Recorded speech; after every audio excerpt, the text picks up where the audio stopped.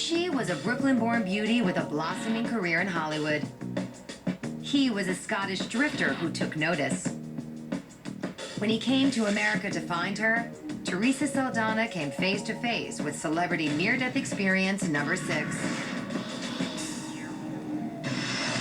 In 1980, Teresa Saldana was an up-and-coming actress whose major claim to fame was a role in Raging Bull. Halfway across the world in Scotland, Arthur Jackson became obsessed with the 27-year-old actress.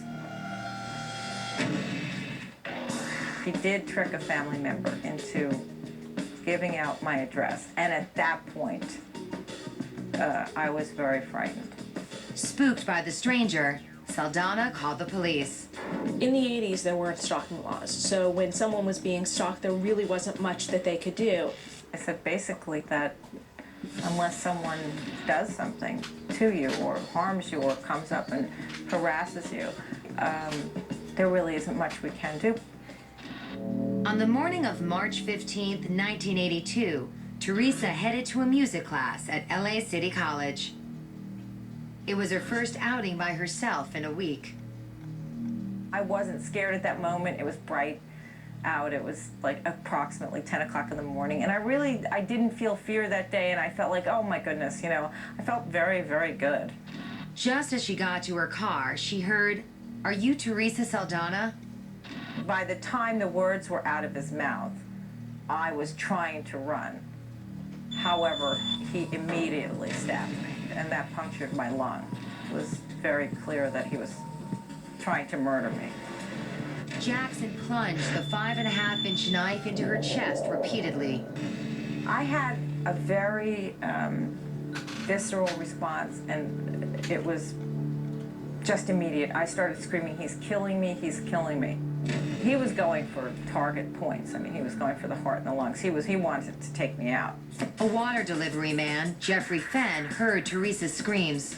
After I saw him coming up from behind her and doing this motion, that's when I ran up behind him and I grabbed a hold of him. And lo and behold, I find out when I grabbed him, that's when I found that he had a knife. It was even a single stab wound to the thoracic area, the chest area. Is very, very dangerous. People can bleed out basically into their chest cavity and never make it to the hospital. I took him to the ground and held him down, and she rolled over in the street. I could hear her, she had a sucking wound somewhere in here in her chest or her neck. Teresa limped back to her apartment. She had 10 stab wounds. She told her husband, "I think I'm dead." Paramedics rushed the actress to Cedars-Sinai Hospital.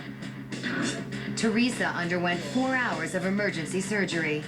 Once I got out of ICU, I assumed I was going to recover eventually. I knew it would take months, and I was in the hospital for a total of 4.5 months. It's extremely rare for anybody to survive that type of a attack, including so many stab wounds to the vital organs.